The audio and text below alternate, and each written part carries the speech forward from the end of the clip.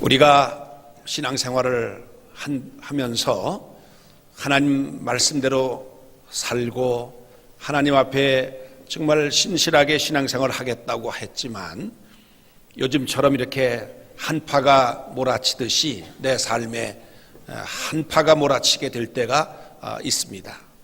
그런데 이것이 잠깐이면 끝나면 되는데 이 추위가 계속 오래 가게 되면 힘든 것처럼 우리의 인생에도 이런 한파가 계속 되어지면 아무리 기도해도 하나님은 응답하지 아니하시는 것 같고 내 생활은 계속 곤고해지고 어려울 때에 정말 나는 어떤 믿음을 가져야 될 것인가, 어떤 자세로 신앙생활을 해야 될 것인가를 생각해 보는 그런 시간이 되었으면 합니다. 오늘 성경 본문에서 아브라함이 하나님께서 내가 이 땅을 너의 소유로 주겠다 그렇게 말씀을 하셨습니다. 그런데 과연 그 가나안 땅에는 이미 이방인들이 다 살고 있고 하나님이 주신다고 할 때에 과연 이 땅을 내가 차지할 수 있을까라고 하는 그런 생각이 들었어요. 그래서 하나님, 내가 이 땅을 소유로 가질 수 있다고 하는 것을 어떻게 증거하시겠습니까? 어떻게 보증을 해 주실 수 있겠습니까? 그렇게 하나님께 여쭈었습니다. 그랬더니 하나님께서 그러면 나하고 언약식을 하자 그렇게 말씀을 하셨습니다. 이 언약식이라고 하는 것은 아브라함 당시에 사람과 사람 사이에 어떤 중요한 언약을 맺게 될 때에는 짐승을 잡아가지고 그 짐승을 둘로 쪼개서 양쪽에 벌려놓고 그리고 그 언약하는 당사자들이 그 죽은 동물의 시체 사이를 이렇게 지나가게 됩니다. 그것으로 언약식이 이루어지는데 그건 어떤 의미가 있느냐 하면 만약에 당신이 이 언약을 지키지 아니하면 이 짐승이 죽어서 두 쪽으로 나던 것처럼 당신은 죽을 수밖에 없다 라고 하는 의미가 있습니다. 그래서 우리 인간과 인간 사이의 언약이 분명히 지켜져야 된다라고 하는 것을 그런 의식을 통해서 이루어졌던 그런 풍습이 있습니다. 바로 하나님께서 그것을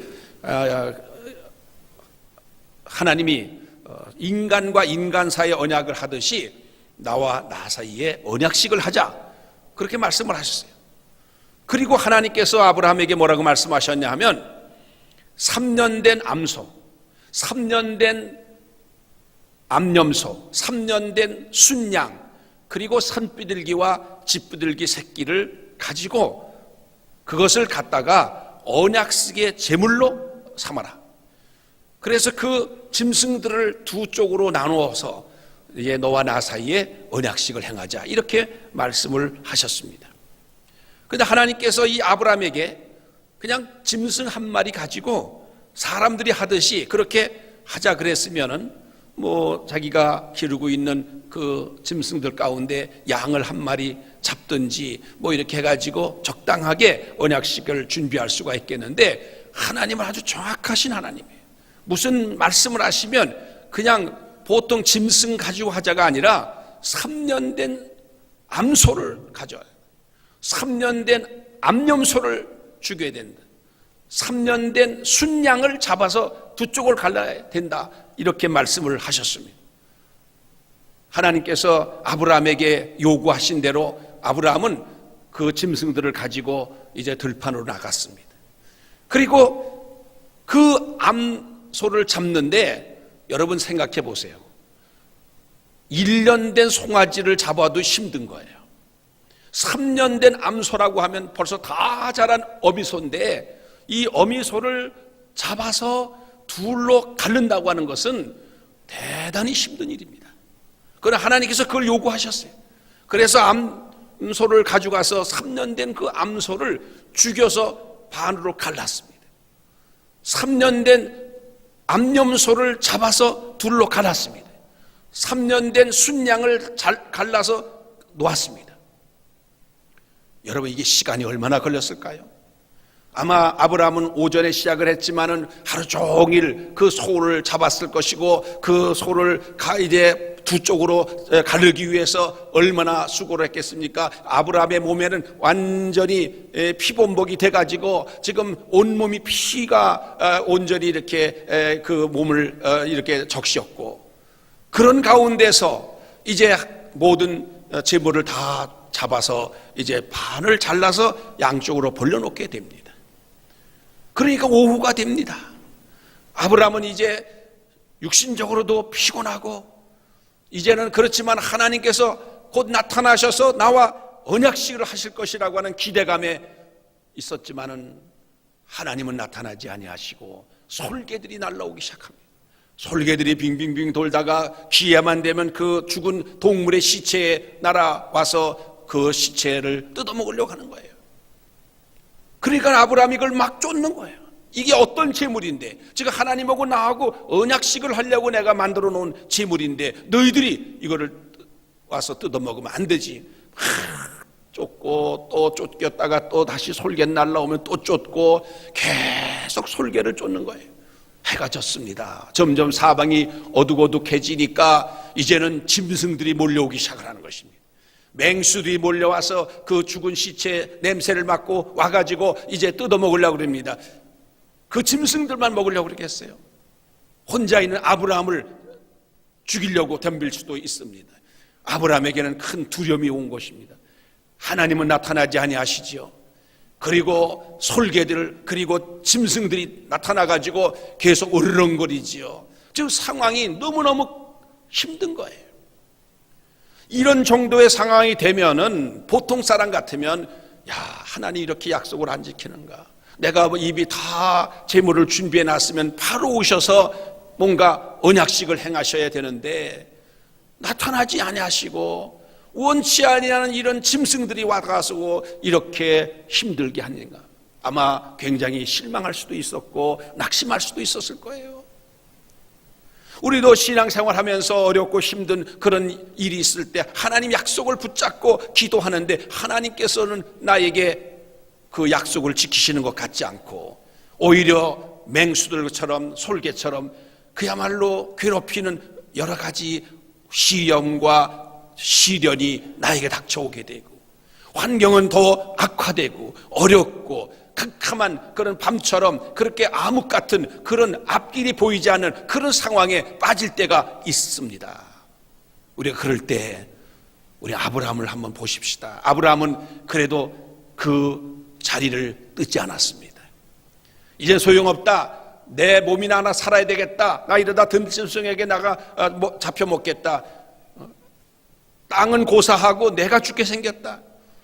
내 자손들은 고사하고 내가 죽게 생겼는데 되겠느냐? 아마 그 자리를 떠서 빨리 집으로 돌아와야 했을 것인데 아브라함은 그렇지 않았다는 사실이에요. 아브라함은 거기에 끝까지 지켰습니다. 아직 하나님은 나타나지 않으셨습니다. 그러나 그는 하나님 나타나실 줄을 믿고 언약식 하실 하나님을 신뢰하고 그는 끝까지 있었습니다.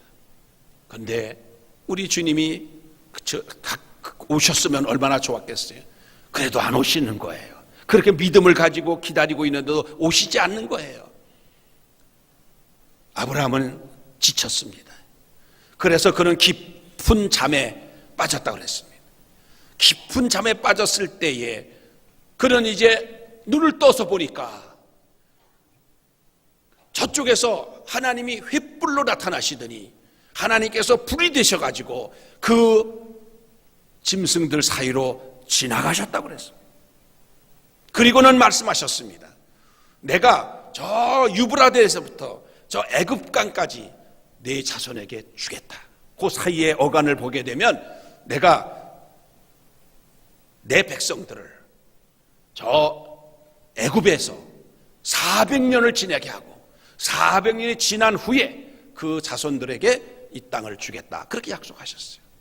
왜 하나님께서 당장 주시지 아니하고 400년 후에 주시겠다고 그랬습니까? 아브라함이 그 가나안 땅에서 머물러 있고 그 후손이 야곱이 그냥 가나안 땅에 머물러 있으면 가뭄 속에서 기근 속에서 별로 번성할 수가 없었을 것입니다. 그런데 하나님께서 아브라함의 후손인 야곱과 그 가족들, 식구들, 자손들을 애굽으로 보내셨습니다. 그리고 애굽에는 고센 땅이라고 하는 아주 비옥한 땅에다가 그들을 살게 정착을 하게 하셨고, 그곳에서 400년을 지내는 동안에 야곱과 그 후손들이 그것을 번창했습니다. 그래서 숫자가 약 200만 명이나 되는 그런 인구로 크게 번창했습니다. 그래서 이제는 한 나라를 세울 수 있을 만한 그러한 수가 되었을 때 하나님은 그들을 다시 애굽에서 끌어내셔서 가나안 땅에 정착하게 하셨던 것입니다. 하나님께서는 마치 모짜리와 같이, 우리가 모를 심을 때 그냥 논에다가 파종하지 않고 모짜리를 해가지고 거기서 키워서 다시 옮겨 심듯이 하나님께서는 이스라엘 백성들을 그렇게 하신 것입니다. 우리 인간의 생각과는 전혀 예상치 못했던 방법으로 하나님은 이스라엘 백성들에게 가나안 땅을 주셨다는 사실입니다. 하나님은 오늘 우리가 살아가는 과정에서 왜 일이 이렇게 안 되지? 왜 이렇게 일이 더디지? 왜 내가 생각한 대로 모든 일이 착착 진행되면 좋을 텐데 안 되지? 하는 생각할 때가 있어요. 내 생각과 하나님 생각이 다를 수가 있는 것입니다. 하나님 나를 위해서 더 큰 계획을 가지고 계신 것입니다. 나를 위해서 더 큰 하나님의 원대한 그런 꿈을 가지고 계셔서 그 꿈을 하나님은 이루시기 위해서 역사하시는 거예요. 사랑하는 성도 여러분, 내가 신앙생활을 하는 과정에서 내가 하나님 앞에 정말 그 충성을 하고 나름대로 헌신하고 최선을 다해서 믿음 생활했는데도 나에게는 현재 내가 원하고 바라는 대로 일이 되지 않는다. 하나님 나에게 복을 주시면 좋은데 오히려 안 되는 것 같고, 오히려 원치 않은 솔개가 나타나고 원치 않은 맹수들이 들러붙듯이 나에게 그런 시련과 역경과 고난이 닥쳐올 때에 낙심하지 마셔야 됩니다. 왜? 하나님은 나를 알고 계십니다. 나를 보고 계십니다. 우리가 이제 성경 통독 그 새벽기도 저녁 기도를 계속하고 있는데, 어제 새벽에 출애굽기를 시작했는데 출애굽기 3장 7절에 보니까 하나님께서 모세를 부르셔가지고 이제 너는 저 에집트에 가서 내 백성들을 구하라고 명령을 하시면서 하신 말씀 가운데 이런 말씀이 있어요. 내가 애굽에 있는 내 백성의 고통을 분명히 보고, 내 백성 이스라엘 백성들이 애굽에서 고통당을 내가 분명히 봤다는 거예요. 분명히 보고 그들의 감독자로 말미암아 부르짖음을 듣고 그들이 너무너무 고통스러워 하나님 앞에 부르짖어 하는 그 기도를 들으셨다는 거예요.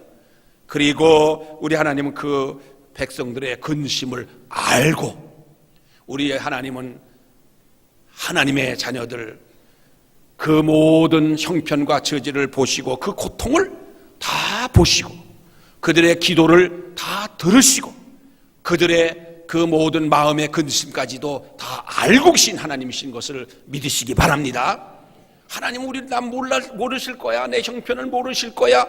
아닙니다. 우리 하나님은 다 알고 계신 거예요. 우리 하나님은 다 보고 계신 거예요. 다 듣고 계신 거예요. 그러므로 우리는 이스라엘 백성들이 광야 생활하다가 고통당하면은 원망하고 불평하고 그런 말을 한 것처럼 해서는 안 된다는 것입니다. 우리 하나님은 우리가 하는 말만 들으시는 것이 아니라 우리의 마음의 생각까지도 다 아시는 하나님이십니다. 우리 하나님, 우리가 무슨 생각을 하고 사는지도 알고 계신 하나님이십니다. 저 부산에서 우리 감리교회에서 목회하셨던 시온 감리교회 정 목사님이라는 분이 지금 원로 목사님이십니다만은 오래전에 서울에 오셔서 부흥하실 때 제가 그 말씀 속에 기억나는 게 나요. 그분이 6.25 때 청년회장이 했을 때요. 청년회장인데 그 교회에 선교사님이 한 분이 출석을 했는데 성탄절이 됐는데 그 선교사님이 그러더래요. 우리 집에도 새벽송을 좀 와달라고. 그러니까는 이 청년들이 그래도 선교사님 댁에 가서 새벽송을 하면은 분명히 초콜릿도 줄 것이고 뭐 미국 과자도 맛있는 거 줄 거고 기대가 생겨가지고 그 선교사님 댁으로 간 거예요. 근데 우리 한국 성도들은 가서 고요한방 거룩한방 부르면 벌써 나와가지고 수고들 한다고 영접을 하고, 그래서 어떤 데는 과자 봉지도 좀 주기도 하고, 또 어떤 집은 들어오라고 추운데 그래서 떡국도 뭐 이렇게 따끈하게 끓여주고, 뭐 그런 집도 없지 않아 있는데, 이 선교사 댁에 가면은 더 좋은 그런 대접을 받을 것이다 기대를 하고 갔는데, 고요한 밤 거룩한 밤을 이제 불렀습니다. 그런데 전혀 반응이 없는 거예요. 아니 분명히 우리 보고 와서 새벽송을 해달라고 했는데, 아니 그 불도 안 켜고 아무 응답이 없으니까 처음에는 좀 그 추운데 가서 불렀던 청년들이 좀 실망이 됐어요. 그래도 또 선교사님이 아마 어제 피곤하셔서 잠이 깊이 드신 모양인데, 우리 한 번만 더 하자 그래가지고 또 한 번 고요고 한 번 거룩한 밤을 또 부른 거예요. 근데도 여전히 뭐 그냥 집은 조용하고 불도 안 켜 있고 뭐 전혀 반응이 없는 거예요. 그러니까 거기 갔던 청년들이 배는 고프지요, 춥지요, 반응은 안 나오지요. 그러니까 점점점 불평이 생기기 시작한 거예요. 아니 선교사가 우리를 이렇게 너무 우리를 얕잡아보는 거 아니냐, 한국 사람이라고. 어떤 친구가 그렇게 하고, 쪼그레커녕은 뭐 우리 다 이거 쫄쫄이 다 굶게 생겼다고 그러고, 그러면서 선교사가 말이지 이렇게 약속도 안 지키느냐고 그러고, 뭐 자기들끼리 막 이제 서로 이렇게 저렇게 불평을 하는데, 자기는 청년회장이니까 그래도 청년회장으로서 같이 불평할 수가 없어서, 야 우리 한 번만 더 하자, 우리 한국 3-4번 있지 않느냐, 우리 한번 3번까지 불러보고 아무 반응이 없으면 가자, 그렇게 해가지고 또 고요 한번 걸어보고 또 불렀대요. 불렀는데 3번까지 불렀는데도 아무 응답이 없는 거예요. 그러니까 이 청년들이 화가 나기 시작한 거예요.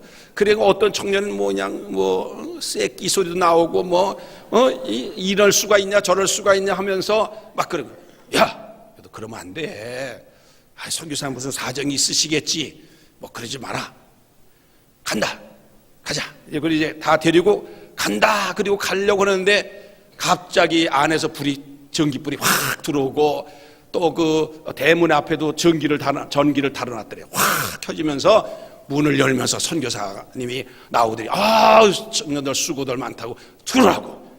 그래가지고 전부 다 가려다가 전부 다 이제 선교사님 댁으로 들어갔어요. 들어가가지고 거기서 정말 초콜릿도 얻어먹고, 그때 당시에 초콜릿이 얼마나 귀합니까? 뭐 미국 과자도 얻어먹고 아주 그냥 따뜻한 음식도 얻어먹고 아주 신난 거예요. 그런데 그 선교사가 그러더라는 거지, 우리 재밌는 거 한번 들어볼까요? 그러더라는. 그게 뭔가 그랬더니, 그때 우리 한국엔 녹음기가 없는 시절에 이 선교사가 녹음기를 많은 걸 하나 떡 꺼내놓더니 탁 시옷지를 트는데, 거기서 고요 한번 걸으면 나오는데, 끝나고 나니까 그 청년들이 불평하는 소리가 거기 들어요. 뭐 쇳기 소리도 나오고 뭐 가자 뭐 이런 소리 나오고. 근데 자기 음성이, 야 그러다 안 돼, 그러면 선교사는 무슨 사정이 있으기 고달하셔서 그러셨겠지, 막 또 말리는 소리 들리더래요. 거기 청년들이 다 쥐구녕에도 들어가고 싶은 그런 심정이 다 어쩔 줄 모르는 거예요. 선교사가 장난기가 있어가지고 이제 그 녹음기를 가지고 이렇게 들려주면서 막 서로 웃고 이제 그랬다는 것입니다. 거기서 그가 깨달았다는, 인간도 그렇게 녹음기를 만들어가지고 거기다가 그대로 음성을 저장을 하고 이렇게 들을 수가 있는데, 하물며 하나님께서 우리 소리를 다 듣고 계시겠지, 우리의 모든 말하는 거 다 아시겠지. 인간은 사람의 말만 듣고 알지만 우리 하나님은 우리 마음의 생각도 아신 하나님이에요. 우리가 어떤 생각을 하고 있는지 하나님은 알고 계시는 거예요. 예수님께서 가버나움에서 중풍병자에게 소자에 안심하라, 내 죄 사함을 받았느니라 말씀하셨을 때 거기에 참석했던 서기관 한 사람이 속으로, 참남하도다, 어떻게 하나님만이 하실 수 있는 죄를 지가 산단 말이냐, 그런 생각을 했을 때 우리 주님께서 하나님이시니까, 우리 주님께서 왜 그런 생각을 하느냐, 내 죄 사함을 받았느니라, 내 자리를 들고 걸어가라, 둘 중에 어느 말이 더 쉽겠느냐 그러시면서 예수님께서 네 자리를 들고 걸어가라 말씀하신 내용이 나오잖아요. 예수님은 우리가 무슨 생각을 하는지도 아셨다는 거예요. 바리새인들이 무슨 생각을 하는지도 아셨다는 거예요. 여러분, 그렇습니다. 우리가 힘들고 어려울 때 말은 말할 것도 없고 생각조차도 원망 불평하는 마음을 가져서는 안 된다는 것이에요. 왜? 하나님은 보고 계시고 듣고 계시고 알고 계시기 때문에 그렇습니다. 사랑하는 성도 여러분, 이 고난이라고 하는 것이 겉으로 볼 때는 괴로운 것이고 힘든 것이고 고통스러운 것이지만은 이 고난이라고 하는 보재기 속에는 하나님께서 주시려고 하는 복이 그 속에 담겨져 있는 것입니다. 그래서 이 고난이라는 보재기에다가 우리 하나님은 복을 싸서 우리 인간에게 주시는 거예요. 우리 믿는 성도들에게 주신다고 하는 말씀인 것입니다. 사랑하는 성도 여러분, 아브라함이 정말 절망할 수밖에 없는 상황, 정말 낙심할 수밖에 없는 상황에 있음에도 불구하고 그가 끝까지 솔개를 쫓아내면서, 그리고 그 짐승들의 울부짖는 소리를 들으면서도 그가 인간적으로는 두려운 마음이 생겼음에도 불구하고 그 자리를 떠나지 않을 수 있었던 것, 하나님에 대한 믿음이었던 것입니다. 하나님 반드시 오실 것이라고 하는 그런 믿음이었던 것입니다. 우리도 마찬가지입니다. 우리가 힘들고 어려울 때 우리는 정말 그 믿음을 가져야 됩니다. 야고보서에 볼 것 같으면 그런 말씀이 있습니다. 너희는 인내를 온전히 이루라. 그래서 오직 너희라고 구비하여 조금도 부족함이 없게 하려 하심이라는 말씀이 있습니다. 우리가 어떤 때는 여러 가지 환난을 당할 때 우리는 그것으로 인해서 낙심하고 그것 때문에 괴로워하고 절망하고 포기할 때가 있습니다. 그럴 때 인내를 온전히 이루어야 됩니다.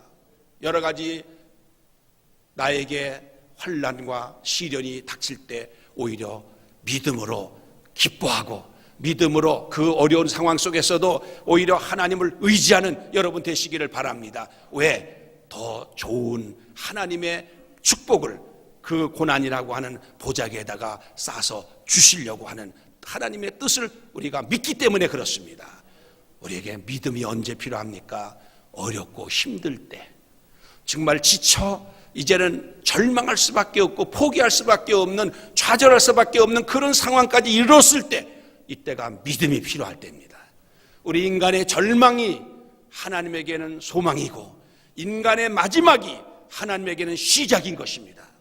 제가 어제 우리 교회 집사님 참 오랫동안 이 위암 수술을 하시고 8개월밖에 못 산다고 의사가 말했는데 지금 3년째 지금 계속 투병 생활하는데 제가 그 병원에 갔습니다. 그런데 그 집사님이 정말 지금 복수가 차고 다리가 이렇게 열어보니까 탕탕 다리가 이렇게 부어 있는데 정말 그 집사님이 저를 보고 그래요. 목사님, 저는 반드시 일어날 겁니다. 제가 그 말을 들을 때요, 정말 제 마음속에 뭔가 찡하는 게 있었어요. 그래도 이분은 그런 지금 음식도 못 들어요. 그리고 온몸이 지금 둥둥 부어 있어요. 그런데 그분이 하는 입에서 나오는 말은, 목사님, 전 반드시 다시 일어날 겁니다. 그 말씀 하는데 그 말씀을 들으면서, 그래, 바로 하나님은 이런 믿음을 저에게 줬구나. 하나님께서 그런 믿음을 가지고 그 투병 생활할 때에 하나님은 그것을, 그 8개월밖에 못 산다고 했던 그 분이 지금 3년째 지금 버티고 있는 힘이 바로 거기에 있구나. 그런 생각을 제가 하면서 기도를 간절히 해드리고 온 일이 있습니다. 하나님께서 우리에게도 마찬가지입니다. 하나님이 내게 능력 주시는 자 안에서 내가 능치 못함이 없다라고 하는 확신과 믿음을 가지고 나가면 환경이 달라지고 어렵고 힘든 그런 모든 고난의 시련이 오히려 나에게 큰 유익이 되고 그 속에서 하나님의 뜻을 발견하고 하나님의 은혜를 체험하게 되고 내 삶의 놀라운 역사를 체험하게 될 줄로 믿습니다.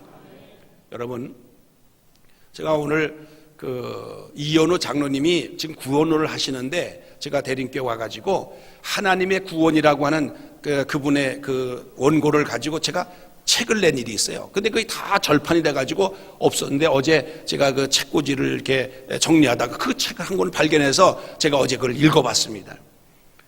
근데 거기에 그런 예화가 나와요.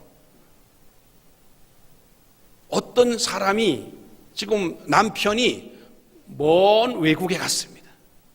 그래가지고 거기서 이제 돈을 벌고 있는데 아주 돈도 많이 벌고 이제 그런데 그 남편이 편지를 보냈어요. 그래서 그 편지를 받아보고 그 아내가 자식들을 키우면서 처음엔 힘들고 어려웠는데 그 남편이 보낸 그 편지를 보고 정말 당신 조금만 더 기다리라고, 자녀들 아이들 잘 키우면서 참 있으면 내가 더 시간이 끝나면 가겠다고. 그 나중에 그 남편이 돌아와가지고 가정을 이루는 그런 얘기. 또 하나는 그 아들이 하나가 있었는데 농촌에서 아들이 있는데 그 아들이 이제 도시로 나갔어요. 그래서 거기서 열심히 직장 생활해가지고 사장님한테 잘 보여가지고 이제 집도 사장님이 하나 사줬어요. 그래가지고는 그 아들이 아버지한테 편지를 보냈습니다. 제가 서울에 와가지고 이렇게 참 사장님을 잘 만나가지고 이렇게 돈도 이제 좀 모았고 집도 이렇게 사서 이제 부모님을 모시려고 합니다. 그런데 이 농촌에 살고 있는 부모님은 정작 글을 모르시는 분이에요. 그게 뭐라고 써 있는 글인지 도대체 알 수가 없어서 그래서 그 이웃집에 있는 고등학생한테 가서 야, 이 아들한테 뭐 편지가 온 것 같은데 뭐라고 써는지 읽어봐라. 읽어보니까 내용이 그런 내용이에요. 그 답장을 써야 되잖아요. 이분은 또 원래 글을 못 쓰는 분이니까 까막눈이니까 이제 글씨를 또 쓸 수 없어서 그 학생한테 야, 답장을 좀 쓸 테니 좀 써라. 그래가지고는 아들아, 내가 네 편지를 받으니 너 본 것처럼 반갑다 하면서 내가 그렇게 나를 맨날 며칠에 데리러 온다니 내가 잘 기다리고 있고 너 만날 날을 지금 고대한다, 이렇게 썼어요. 그래서 그 학생이 이제 그걸 써서 이제 그 아들한테 보냈다는 얘기예요. 그러면 그 농촌에 있는 그 노인 할아버지 할머니가 직접 자기가 쓴 편지는 아니지만 자기 구술 해가지고 그 고등학교 학생이 대피를 해서 보내긴 했지만 그 누구 편지입니까? 그거는 그 부모님의 편지라 그 말이에요. 직접 당신이 글을 쓴 건 아니지만 그러나 그대로 그 학생이 옮겨 적어서 보냈기 때문에 성경도 마찬가지라는 거죠. 하나님께서 사람들을 통해서 말씀하셔서 그거를 갖다 그대로 성경 저자들이 쓴 거예요. 그러니까 이 성경은 누구의 말씀이죠? 하나님의 말씀이에요. 하나님이 약속하신 말씀이에요. 이 하나님이 약속하신 말씀을 우리가 굳게 붙잡고 우리가 나갈 때 하나님께서 저 멀리 남편이 정말 돈 벌러 가서 빨리 와야 되는데 기다리는 그 아내에게 기다리라고, 자식들 잘 키우면서 기다리면 내가 가겠다고. 그 남편의 편지를 받고 소망을 가지고 끝까지 가정을 지켰던 그 아내와처럼, 그리고 그 아들한테 자기가 쓴 편지는 아니지만은 그 고등학생을 통해서 편지를 보냈던 그 부모처럼 우리 하나님 우리에게 말씀하시기 때문에 우리가 이 말씀을 읽으면서 우리가 거기서 인내하게 되고 기다리게 되고 믿음을 굳게 지키게 된다는 사실입니다. 그래서 여러분이 정말 이 말씀 대행진 기간 동안에 여러분들이 정말 하나님 말씀 한번 하나님의 편지라고 생각하고 읽어보세요. 하나님 나한테 약속하신 약속이라고 생각하고 읽어보세요. 그리고 이 약속은 반드시 이루신다고 하는 이 믿음을 가지시고 나아가면 여러분에게 놀라운 하나님의 축복이 임하게 되고 그 축복을 받아 누리고 살아가는 우리 대림교회 성도 여러분 되실 줄로 믿습니다. 이런 은혜가 우리 모두에게 임하시기를 주의 이름으로 축원합니다. 축원합니다. 기도하겠습니다. 하나님 아버지 감사합니다. 우리는 신앙으로 믿음으로 산다고 하지만은 이렇게 한파가 들이닥치듯이 내 환경에 어려움을 당할 때 있습니다. 그럴 때 아버지 하나님이시여 우리를 아버지 하나님께서 위에서 늘 아버지여 감찰하시고 우리의 형편과 저지를 보시고 들으시고 아시는 하나님께서 우리에게 말씀하시고 약속하신 그 말씀을 우리가 붙잡고 끝까지 믿음으로 인내해서 하나님이 주시는 크신 축복을 받아 누리는 우리 모두가 되게 하여 주시옵소서. 예수님의 이름으로 기도하옵나이다. 아멘.